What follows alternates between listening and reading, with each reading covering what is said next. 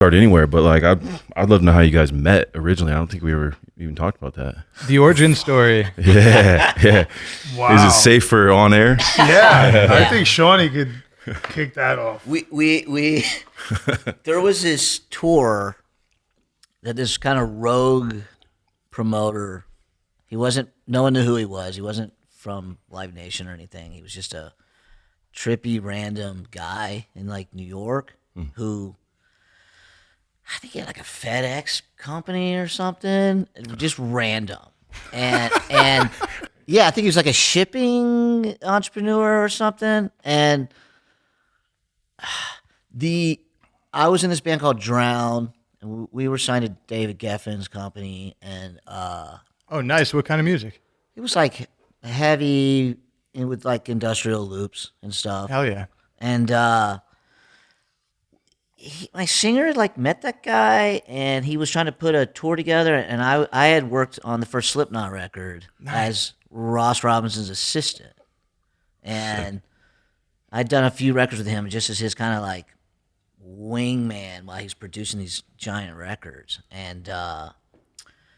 And we got a hold of that guy, and then all of a sudden the tour just started coming together really quickly, and Slipknot said yes.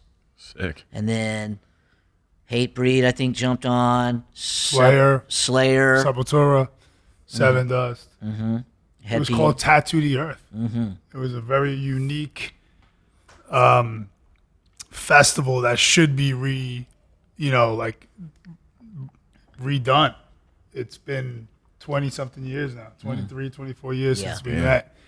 And they had like Paul Booth and Philip Blue, all these huge tattoo artists back in the day follow the tour. They were on the tour, so they have it was concert, obviously, 2 different stages, bands from every realm of metal and rock, and then you had a tattoo section where all these people were getting tattooed by these famous artists. So it was very cool. It was Tattoo the Earth only once, and it never happened again. But I think you know reasons why.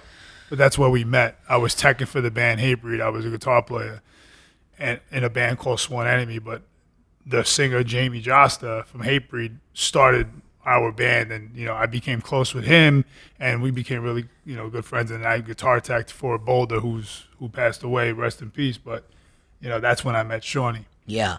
And Bill Fold, Yeah. pre-Coachella, because he's one of the No, founders. Coachella started already. Was it? Yeah, 99. Okay. Yeah, so he already was, him and Paul started that. And he was a along with- tour manager. For Amen. Yeah. No. Yeah, he was their tour manager, and he was just starting Coachella.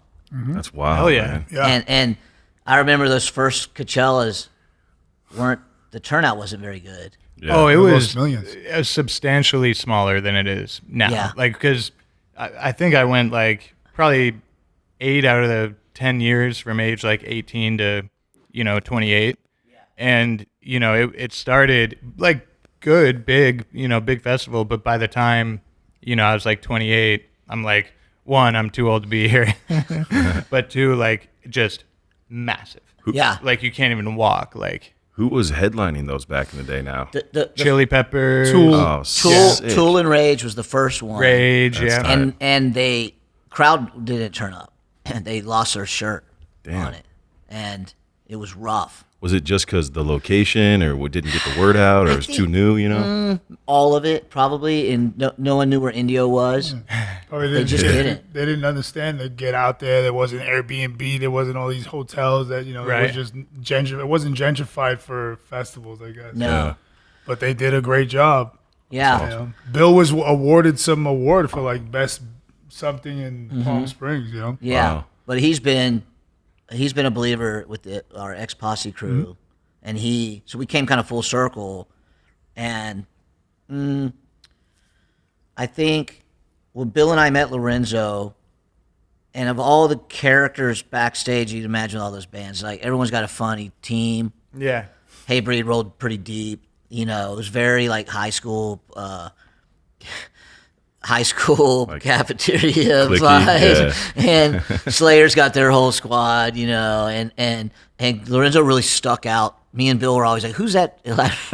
Telling Lorenzo would wear like these Timberlands and these big ass shorts and he had like a gold chain with a gold cross. I think it was like this fucking big. It was so big. And he'd wear a wife beater, like a Scully cap, and you just see him. You just see Lorenzo rolling. And all of us were like, "Who's that fucking guy?" We always were like, "Where's that Lorenzo guy?" We loved him. He was like too good to be true. It was just the character, the personality on him was so great. The 22-year-old Lorenzo, completely different animal than I am today.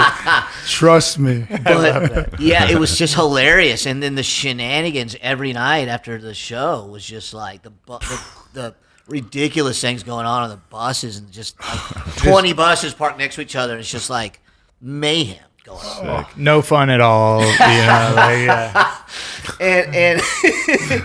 and yeah, I think that's where we met Lorenzo, Bill and I. And I've known Bill for like 30 years, probably. He was producing concerts in Riverside, and Dope.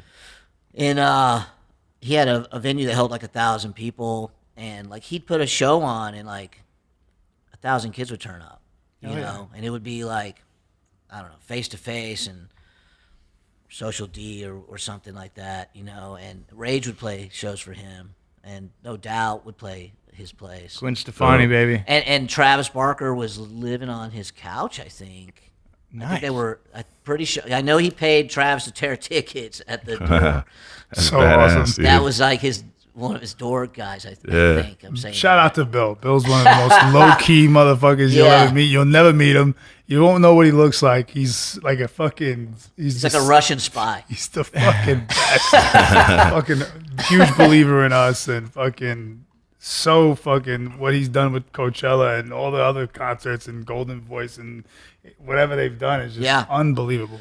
Thank you for watching. Don't forget to drop a like if you enjoyed the video. And subscribe and hit the bell for a whole lot more to come.